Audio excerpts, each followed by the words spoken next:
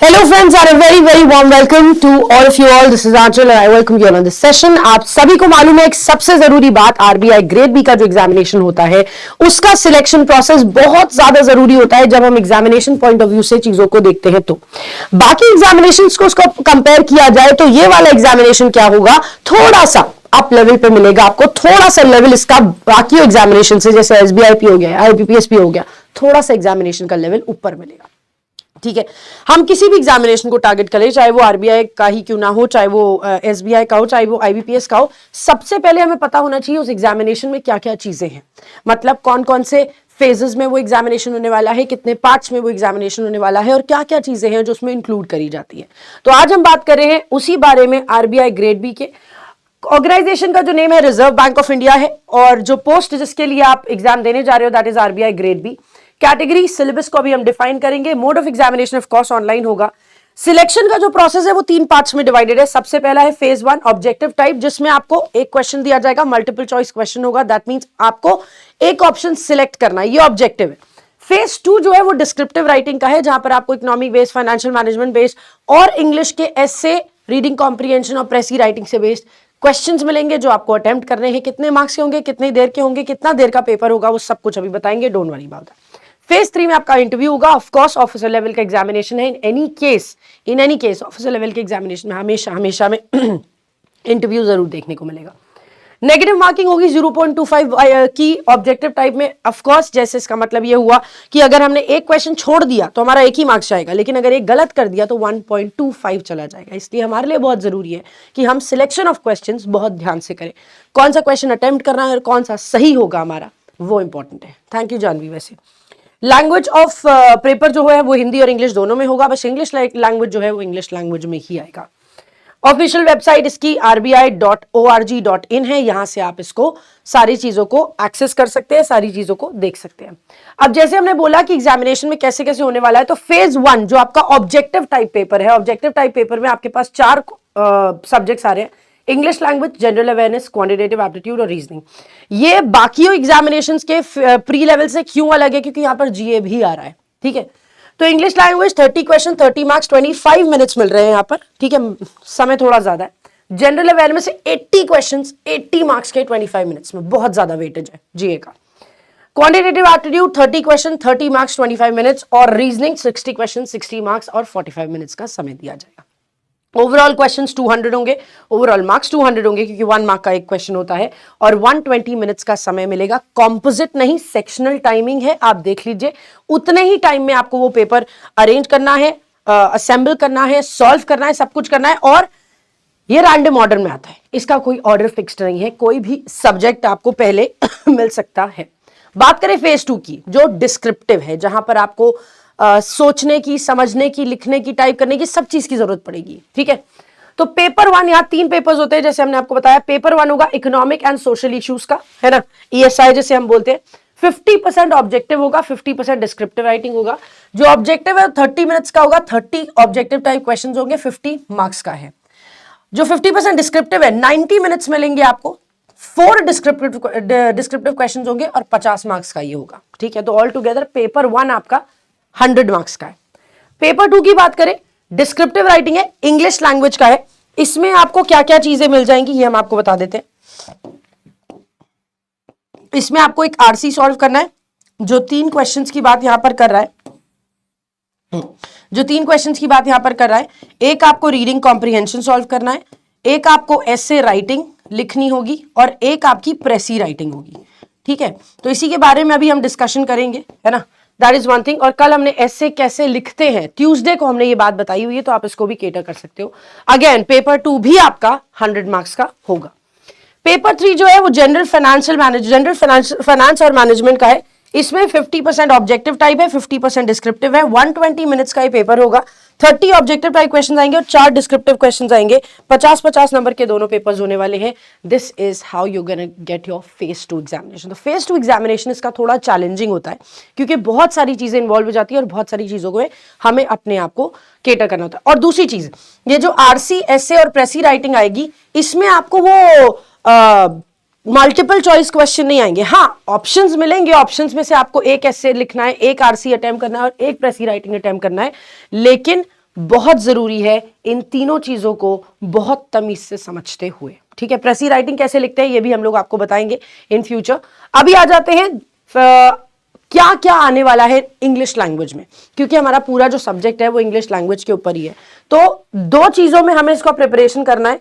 एक हमारा जो प्रीलिम्स लेवल का है, तो अभी जो हम आपको बता रहे हैं ये सब चीजें ये आपके प्रीलिम्स लेवल में आएंगी। प्रीलिम्स लेवल में आपका जो पेपर है 30 क्वेश्चंस 30 मार्क्स का, उसमें आप रीडिंग कॉम्प्रिहेंशन डेफिनेटली एक्सपेक्ट करोगे ही करोगे। और रीडिंग कॉम्प्रिहेंशन ऐसे नहीं, कम से कम 8 से 9 नंबर का यही आपसे पूछ लिया जाता है। ठीक है, क्लोज टेस्ट या फिल इन द ब्लैंक्स में से कोई भी एक चीज आकर 5 क्वेश्चंस आपके इससे आ जाते हैं, 4 से 5 क्वेश्चंस इससे आ जाते हैं। पैराजंबल या फिर सेंटेंस रीअरेंजमेंट में से आपको, पैराजंबल होगा या सेंटेंस रीअरेंजमेंट होगा, इसमें से भी आपको 4 से 5 क्वेश्चंस मिल जाते हैं। ठीक है, इतना पेपर ऑलमोस्ट हमारा फिक्स्ड होता है। बाकी 10 नंबर में वो कुछ भी दे सकते हैं। एरर स्पॉटिंग या फिर सेंटेंस इंप्रूवमेंट में से भी आपको 4 से 5 क्वेश्चंस मिल जाते हैं, ये भी है।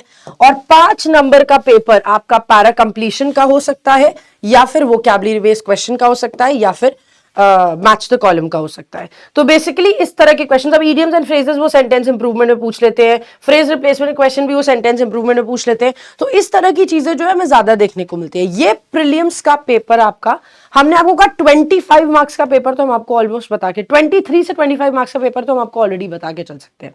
ठीक है, बाकी जो 7 से 8 नंबर का हेरा फेरी है वो किसी में से भी हो जाता है। ठीक है, किसी से में से भी हो जाता है। मैच द कॉलम में आरबीआई में एक चेंज जो देखने को मिलता है, इसमें 3 कॉलम्स वाले एक्सरसाइजेस आते हैं। ठीक है, और नॉर्मल जो आपने देखे होंगे वो 2 कॉलम वाले देखे होंगे, बट यहां पर 3 कॉलम्स वाले आरबीआई में पेपर्स देखे जाते हैं मैच द कॉलम के। ठीक है, ये तो हो गई बात आपके प्रीलिम्स की। ठीक है, इसकी प्रिपरेशन आपको किस लेवल की करनी है, जिस लेवल की आप आईबीपीएस या एसबीआई के पीओ मेंस की करते हो, क्योंकि आप देखोगे सारे टॉपिक्स भी वही है ना। पैरा कंप्लीशन कहां आता है, वहीं आता है। मैच द कॉलम कहां आता है, उधर ही आता है। तो ये सब चीजें जो है वहां पर जिस तरह से आप पीओ मेंस की प्रिपरेशन एसबीआई और आईबीपीएस की करते हो, उस तरह की प्रिपरेशन आपकी प्रीलिम्स की होगी, इसकी आरबीआई की, आरबीआई के प्रीलिम्स की, मतलब फेज 1 की, वी कैन से फेज 1। ठीक है, जिसमें आप ऑब्जेक्टिव टाइप क्वेश्चंस मिलने वाले हैं। उसके बाद बात आती है हमारे मेंस लेवल एग्जामिनेशन की। मेंस लेवल एग्जामिनेशन में रीडिंग कॉम्प्रिहेंशन आपको मिलेगा, जिसके एक पैराग्राफ आपको दिया जाएगा, उस पैराग्राफ से रिलेटेड आपको कुछ क्वेश्चंस पूछे जाएंगे, और क्वेश्चन को जनरली 3 क्वेश्चंस आते हैं या 2 क्वेश्चंस आते हैं। 2 से 3 क्वेश्चंस जो आएंगे इस एक आरसी में, आपको क्या करना है, उनका ऑब्जेक्टिव टाइप में आंसर देना है। 90 to 100 वर्ड्स में आपको ये फिनिश करना है। ठीक है, 90 to 100 वर्ड्स में, प्लस माइनस 5 to 10 वर्ड्स चलता है। ठीक है, 90 to 100 वर्ड्स में जनरली हमको रीडिंग कॉम्प्रिहेंशन के 3 क्वेश्चंस अटेम्प्ट करने होते हैं। ठीक है, essay writing again very very important. Essay writing को समझने के लिए हम आपको एक चीज बता दें, एक तो ट्यूसडे को एक सेशन लिया है, उसको देख लेना, उसको ज्यादा डिटेल में बताई हुई है सारी चीजें। और एसे राइटिंग ज्यादातर देखोगे तो यहां पर इकोनॉमी बेस्ड या सोशियो इकोनॉमिक बेस्ड या फिर टेक्नोलॉजी बेस्ड ज्यादा चीजें आती हैं। ठीक है, इन्हीं सब तरह के आर्टिकल्स आपको देखने को मिलेंगे। जैसे इकोनॉमी बेस्ड उन्होंने फाइनेंशियल इंक्लूजन के ऊपर पूछ लिया, या फिर फॉरेन डायरेक्ट इन्वेस्टमेंट के ऊपर पूछ लिया, इस तरह से। सोशियो इकोनॉमिक की बात कर दी, जैसे सोसाइटी में क्या चल रहा है, नक्सलिज्म के बारे में पूछ लिया, या किसी कंट्री का, चाइना और इंडिया के बीच के जो रिलेशंस है उनके बारे में पूछ लिया। टेक्नोलॉजी में चंद्रयान के बारे में पूछ लिया, किस तरह से, मतलब ये सारी सिनारियो, या फिर कोई टेक्नोलॉजिकल एडवांसमेंट आई है उसके बारे में पूछ लिया। ऑफ कोर्स आपको ऑप्शंस मिलेंगे, आप कोई एक ऑप्शन सिलेक्ट कर सकते हो। और फिर उसके बाद हमारा आता है प्रेसी राइटिंग। प्रेसी राइटिंग बेसिकली क्या कहता है कि जो भी पैराग्राफ दिया जा रहा है ना आपको लिखने के लिए, उसका 1/3 पोर्शन में आपको वो कंप्लीट करना होता है। 1/3 of the given passage. Given passage मतलब मान लीजिए अगर आपका पैसेज 90 मार्क्स का है, तो आप 90 वर्ड्स का है, तो आपकी प्रेसी राइटिंग 30 वर्ड्स की होनी चाहिए। ठीक है, अगर आपका प्रेसी राइटिंग पूरा 100 वर्ड्स का है, तो आपकी 33-35 मार्क्स की या वर्ड्स की ये कंप्लीट हो जानी चाहिए। सो बेसिकली यही चीज हमें फॉलो करनी है। अब इन तीनों चीजों को फॉलो करने के लिए हमको जरूरत होती है 5 चीजों की। सबसे पहला, जिस टॉपिक को आप सिलेक्ट कर रहे हो उसके बारे में नॉलेज होनी बहुत जरूरी है। दूसरा, नॉलेज होने के बाद उस नॉलेज को सेंटेंस में फ्रेम कैसे करना है, तो वो ग्रामर से आता है। वो ग्रामर का सही ढंग का पता होना बहुत जरूरी है। फिर उसके बाद जो सेंटेंसेस आप बना रहे हो और उसमें जो वोकैबुलरी यूज कर रहे हो, जो वर्ड्स यूज कर रहे हो, जो इडियम्स यूज कर रहे हो, जो फ्रेजेस यूज कर रहे हो, उनकी स्पेलिंग्स बहुत जरूरी है सही होना। और उनका फॉर्म, मतलब अगर ऐसा ना हो कि जरूरत थी वर्ब के थर्ड फॉर्म की, आपने लग दिया सेकंड फॉर्म, मतलब हमें लगाना था विज्ञान, हमने लिख दिया बिगन, तो ऐसा नहीं लिख, ये गड़बड़ नहीं करनी है, ठीक है। फिर उसके बाद चौथी चीज है, नॉलेज हो गया, बहुत अच्छी बात, ग्रामर हो गया, बहुत अच्छी बात, फॉर्मेट पता होना चाहिए, किस तरह से शुरुआत करनी है, किस तरह से बीच का पार्ट लिखना है, किस तरह से एंड करना है। वही हम कह रहे हैं आपको ऐसे राइटिंग में ये सबसे ज्यादा इंपॉर्टेंट है और प्रेसी राइटिंग के लिए काफी ज्यादा इंपॉर्टेंट है, तो ये हमने अंडरस्टैंड करना है, ठीक है। उसके बाद लास्ट चीज एक जो होती है हमारी लिखने की typing speed, very very important, किस तरह से हमें इसे अंडरस्टैंड करना है। टाइपिंग स्पीड नहीं होगी, सारी नॉलेज होगी, सारा ग्रामर बनाना आता होगा, वोकैबुलरी के हर एक वर्ड को जानते होगे, लेकिन अगर ऐसे ऐसे टाइप कर रहे होगे तो क्या उस टाइम फ्रेम में आप ये अटेम्प्ट कर पाएंगे? नहीं। So it is very very important कि हम इन तीनों चीजों को अंडरस्टैंड करें। Along with that we take care of these things is well. तो ये पीओ मेंस लेवल की प्रिपरेशन है और यहां पर आपको डिस्क्रिप्टिव राइटिंग की प्रिपरेशन बाकी एग्जामिनेशन से थोड़ी सी अलग करनी होती है, क्योंकि बाकी एग्जामिनेशन में एसे और लेटर मिल जाएगा। आईबीपीएस और एसबीआई के पीओ के मेंस के एग्जामिनेशन में लेटर और ऐसे राइटिंग होती है, आरबीआई में डिफरेंट होता है, रीडिंग कॉम्प्रिहेंशन आता है, ऐसे आता है और प्रेसी राइटिंग आता है। इसमें रेगुलर प्रैक्टिस करोगे, इन टॉपिक्स पे ज्यादा फोकस करोगे, एडिटोरियल सेक्शन से आप जितना ज्यादा इन टॉपिक से रिलेटेड पढ़ेंगे उतना ज्यादा आपको एडवांसमेंट अपने अंदर देखने को मिलेगा। वहां से मैक्सिमम डेटा आपको मिल जाता है कि पैसेज में लिखना क्या है, पैराग्राफ में लिखना क्या है, अपने एसे में लिखना क्या है, ठीक है। क्योंकि बाकी की जो 2 चीजें हैं वो उसी पैराग्राफ में से निकालनी है। रीडिंग कॉम्प्रिहेंशन उसी पैसेज में से निकालना है कंटेंट, प्रेसी राइटिंग उसी पैसेज में से कंटेंट निकालना है जो आपको दिया है, लेकिन ऐसे राइटिंग में हमें अपना दिमाग लगाना है और अपना दिमाग लगाने के लिए हमारे पास नॉलेज होनी जरूरी है, वो नॉलेज जो इन 3 टॉपिक से रिलेटेड है। और ये 3 टॉपिक की नॉलेज आपको मिल जाएगी एडिटोरियल सेक्शन में। तो एडिटोरियल, द हिंदू का एडिटोरियल अगर आप पढ़ते हो तो बहुत अच्छी बात है, you can go on with that, ठीक है। That's one thing. तो भाई अगर इन सब चीज की प्रिपरेशन आपको करनी है तो बहुत बढ़िया बात एक ये है कि बैंक महापैक का आप सब्सक्रिप्शन ले सकते हो। 1 ईयर का सब्सक्रिप्शन 2799 में है और इसमें आपको आईबीपीएस पीओ, क्लर्क और SO, IBPS PO, SBI PO और क्लर्क, आरआरबी पीओ और clerk, RBI assistant, RBI grade B का phase 1 phase 2, LIC, ICL, IDBI, FCI और मेनी मोर, सारे एग्जामिनेशंस को आपको प्रिपेयर करके दिया जाएगा। 18 से ज्यादा एग्जामिनेशन ये कवर करेगा जिसमें आरबीआई का एग्जाम इंक्लूडेड है। 100+ बैचेस है, 2000+ लाइव क्लासेस है, 2000+ मॉक्स और क्विजेस है और 24/7 डाउट सेशन है। 2 ईयर का सब्सक्रिप्शन ऑन द कॉन्ट्री लेते हो जो कि सोचते हैं कि हम बाद में जाके अपना एग्जामिनेशन क्लियर करेंगे, तो 3999 में आप उसको सिलेक्ट कर सकते हो। का यूज क्या होता है इंग्लिश में, अनन्या अभी मैंने बताया आपको एडिटोरियल का क्या यूज होता है, आरबीआई में कितना जरूरी है ये हमने आपको बता दिया है ना। बाकी एग्जामिनेशन में कैसे ये जरूरी है, अब क्या होता है, रीडिंग कॉम्प्रिहेंशन आता है, क्लोज टेस्ट आता है, पैराजंबल आता है या पैराग्राफ कंप्लीशन आता है। ये एक्सरसाइजेस ऐसी होती हैं जिनमें आपको ढेर सारा कंटेंट दिया है, आपको उसको पढ़ना है, पढ़ के समझना है, फिर क्वेश्चन को आंसर करना है। अब ये पढ़ने की प्रैक्टिस जिसे हम बोलते हैं रीडिंग, पढ़ते पढ़ते समझने की प्रैक्टिस जिसे हम कहते हैं अंडरस्टैंडिंग, तो ये रीडिंग और अंडरस्टैंडिंग हमारी अगर डेवलप पहले से ही हो जाए तो हम एग्जाम में जाके अटकेंगे नहीं। इसलिए हम कहते हैं एडिटोरियल अगर हम स्टार्टिंग से ही एक एक छोटा छोटा आर्टिकल ही पढ़े, 30-35 मिनट्स का ही टाइम दे पूरे दिन में। अगर आप 35 मिनट्स का समय भी अपने आप को दे रहे हो, एक आर्टिकल खुद से रीड कर रहे हो, भले उसके 20 लाइन पढ़ो, 25 लाइन पढ़ो, पढ़कर समझ जाओ, अगर आप ये भी करते हैं ना तो भी आपको इंप्रूवमेंट बहुत ज्यादा दिखेगा। 21 से 30 डेज तक रेगुलरली कर लो, अपने आप हैबिट बन जाएगी बिना किसी चीज के प्रॉब्लम के, ठीक है। So that is why reading comprehension, para jumble, cloze test, para completion, match the column, इन सब की एक्सरसाइजेस के लिए plus fill in the blanks में जो वर्ड्स आते हैं ना, ये जो सेंटेंसेस आते हैं, ये कहां से आते हैं? ये न्यूज़पेपर से ही आते हैं। तो ये वर्ड्स आपको वहां पर बहुत इजीली अवेलेबल मिल जाते हैं आपकी वोकैबुलरी डेवलपमेंट के लिए, ठीक है।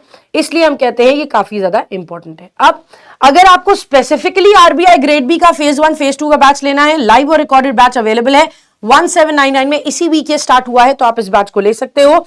आरबीआई ग्रेड बी के एस्पिरेंट्स के लिए स्पेसिफिकली बनाया गया है, फेज 1 और फेज 2 दोनों है इसमें, ठीक है।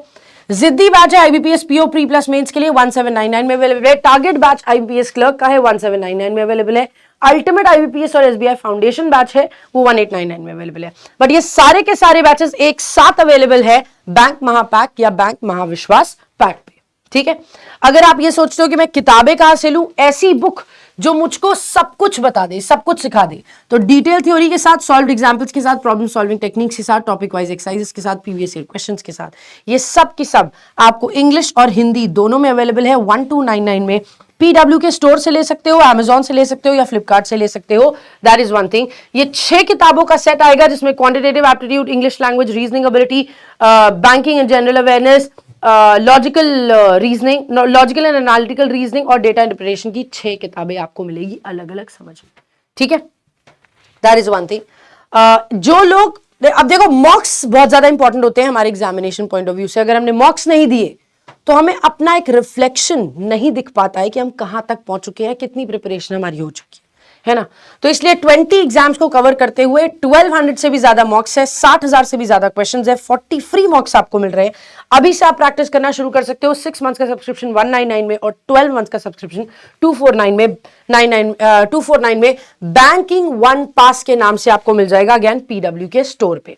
आईबीपीएस, आरआरबी, पीओ और क्लर्क की टेस्ट सीरीज का बैच है, वो फ्री ऑफ कॉस्ट आपको अवेलेबल है। 40 मॉक्स यहां पर आपको मिल रहे हैं, you can straight away go on with this, ठीक है। इंग्लिश बाय आंचल मैम का टेलीग्राम चैनल है, इसको ज्वाइन कर लीजिए क्योंकि इससे एग्जाम नोटिफिकेशन, क्लास नोटिफिकेशन, एक क्लास की PDF, weekly doubt sessions, important PYQs, poles और क्विजेस आपको रेगुलर बेसिस पे मिलेंगे ताकि आप अपने आप को और ज्यादा इंप्रूव कर सको। यहां से स्कैन करके जा सकते हो या फिर इंग्लिश बाय आंचल मैम को सर्च करके आप इसे फॉलो कर सकते हैं, ठीक है। सारी इंफॉर्मेशन जितनी भी है वो हमने आपको सारी बता दी है। अब आपकी बारी है तैयारी करने की। बैच भी ऑलरेडी शुरू हो चुका है, तो आप किस लिए इंतजार कर रहे हैं ये अभी जानना, आई डोंट नो किस वजह, क्या रीजन रहा होगा, क्या रीजन होगा जो आप अभी भी प्रिपरेशन नहीं करें, है ना। सो मैक्सिमम कोशिश करो, ज्यादा से ज्यादा प्रैक्टिस करो, बेहतर बनो और ज्यादा अंडरस्टैंडिंग डेवलप करो ताकि हर एग्जामिनेशन में आप अपना बेहतर से बेहतरीन परफॉर्म कर सको। Okay, thank you so much. Better than, be better than yesterday. हमेशा ये कोशिश करें हर रोज कुछ नया सीखे, भले 30-40 मिनट लगा के सीखे, लेकिन हर रोज कुछ ना कुछ नया जरूर सीखे। Okay, thank you so much guys, bye bye, take care yourselves. मिलते हैं नेक्स्ट सेशन में, तब तक अपना ख्याल रखिए, बाय बाय।